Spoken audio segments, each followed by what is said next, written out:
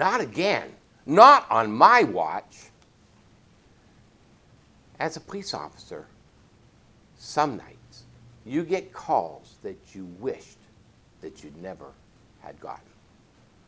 We had just got into the police car and just leaving 41 Division in Scarborough, in Toronto, when the dispatcher on the radio said, 4102, 4102, respond to a woman not breathing at, and gave a location.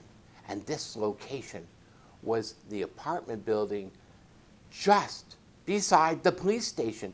So as we turned out of the police station, we just turned into the first driveway, and we got onto the elevator and went up to the floor and knocked at the door, and the door immediately opened. And there was a woman, beautiful woman, maybe 25 years old, completely, absolutely stark naked, lying on the couch. And what the problem was is that she was not breathing.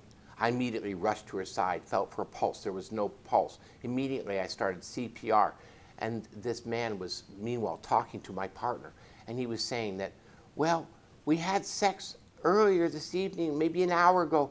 And then I woke up and she was kind of choking and she wasn't breathing. And she was having trouble. I heard this horrible, horrible sound in her throat and the popping in her lungs.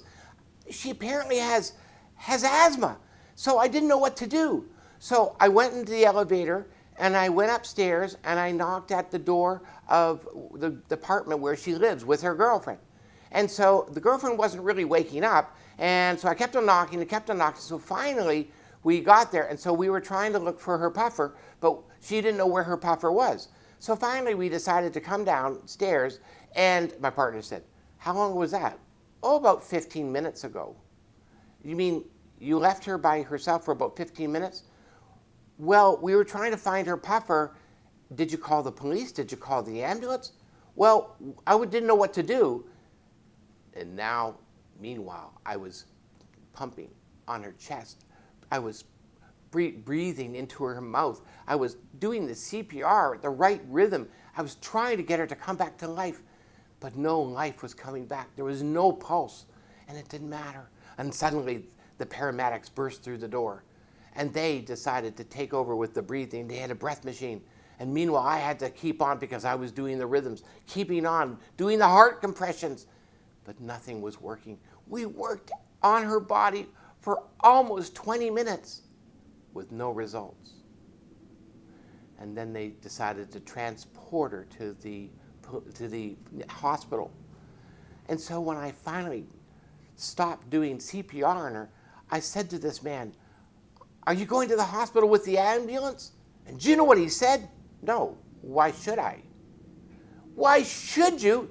You just had sex with this woman, and you're not even going to go and honor her and go to the hospital with her?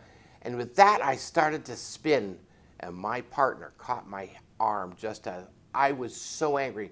I'm not given to violence, but I wanted to pound that man senseless for his heartlessness, for his cruelty to that woman. I was so angry. I was so angry. God forgive me. But I just couldn't understand this cruel, heartless man who just an hour before had been taking advantage of this woman and then did not even try to really help her by calling the ambulance. And she died on his couch.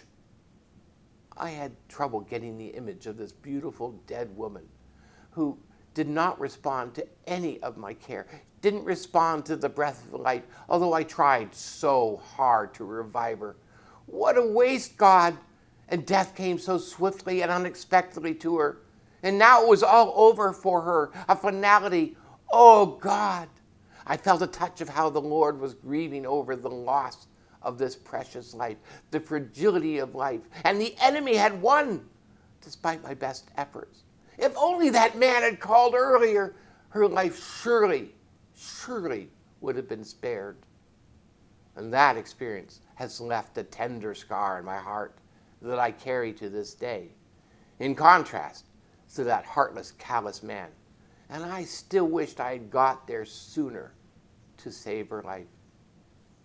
About a year later, I was just leaving that same police station and heard the dispatcher once again say, 4109, 4109, respond to a woman having trouble breathing at.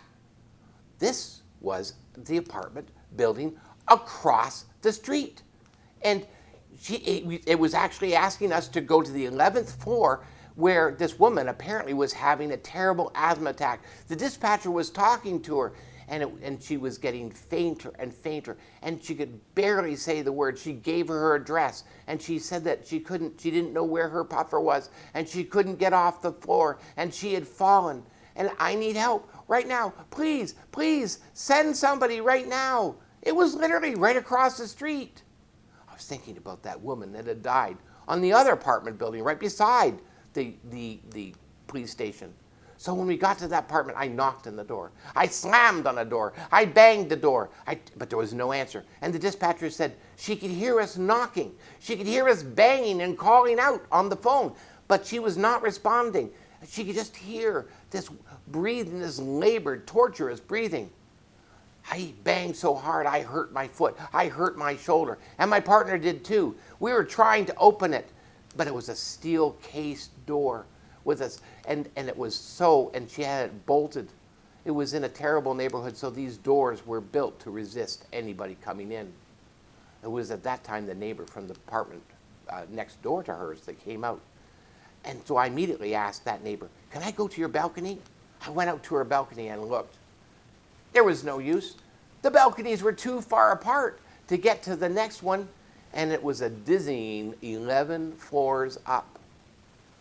Now the dispatcher was saying, there was a weaker whisper, and she could barely hear wheezing. And now she wasn't responding. She just could hear the wheezing.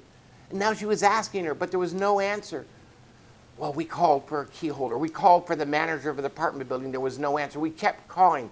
We called to see if we could find the family. There was no family. And now there were several officers, EMS, paramedics, sergeants, all banging at the door, all trying to kick it in. But it was impossible to breach that steel door. And now the dispatcher was saying, there's no answer now. Just a rattle in her voice. And she didn't know what to do. She was saying that this rattle was getting worse. And now nothing. Now she said, there's nothing. I don't hear anything. I don't hear anything. You've got to get in there. And at that point, I decided to just do something. I said out loud, no, not again, not in my watch. So I went back into that apartment next door, and the balconies were 5 to 6 feet apart, and there was nothing but empty air for 11 floors between them. But I noted that if I stood up on the rail, I could easily grab the concrete slab of the floor above the next apartment. And then I went up there holding on, and then suddenly my partner came out. No, you don't. No, you don't. Get down from there. But I could just sense it. The next apartment's concrete was just a tantalizing few inches away from my hands, from my fingers. I thought I could do it. He says, no, get down from there. So I got down from there, and the dispatcher then said there was no sound at all coming from her. I took off my belt, 25 pounds of equipment, and I stood back on that railing, and I grabbed onto that. And he pleaded me, please, don't do this. Don't do it. It's not worth it. But I turned around, and I committed myself, and I swung over and grabbed the concrete with both of my fingers and swung myself onto the railing and then the balcony. The sliding door mercifully was unlocked because no one would have been stupid enough to do what I had just done.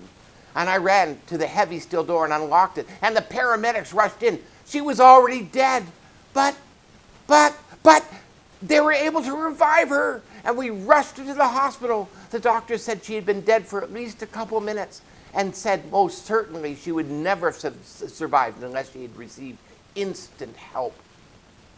And I started to think about this. You see, Jesus sees just how desperate we are. He sees that we're not just dying of an asthma attack because we made a mistake. We didn't bring our puffer, or we had sex when we shouldn't have, or we fell off the couch. Our situation is far worse. We're sinners. We've made mistakes, and we're condemned to die. And we're dying there, desperate, alone, trapped inside ourselves. The door's locked from the outside. But Jesus, he did far more than just jump across from a balcony to balcony. No.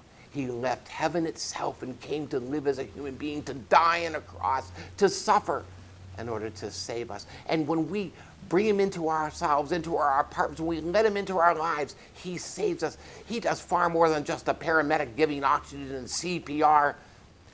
And they gave her, epinephrine in her heart.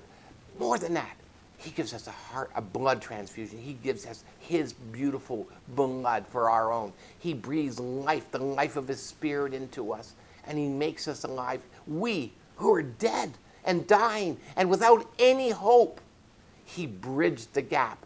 He didn't just jump across 11 floors of empty air. He came from heaven itself to save us, and he endured the worst, and he went to hell to bring us and to save us and give us life.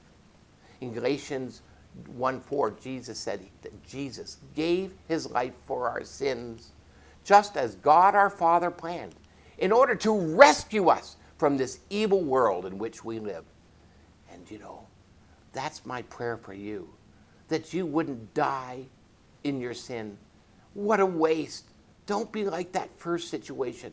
Allow Jesus to come into your life and wrench open your door and somehow save you and bring you life. And he will. He is a Savior that you can count on. Someone that will not allow you to die on his watch, because he ever lives to make intercession for you. May God bless you and make these words come alive inside of you.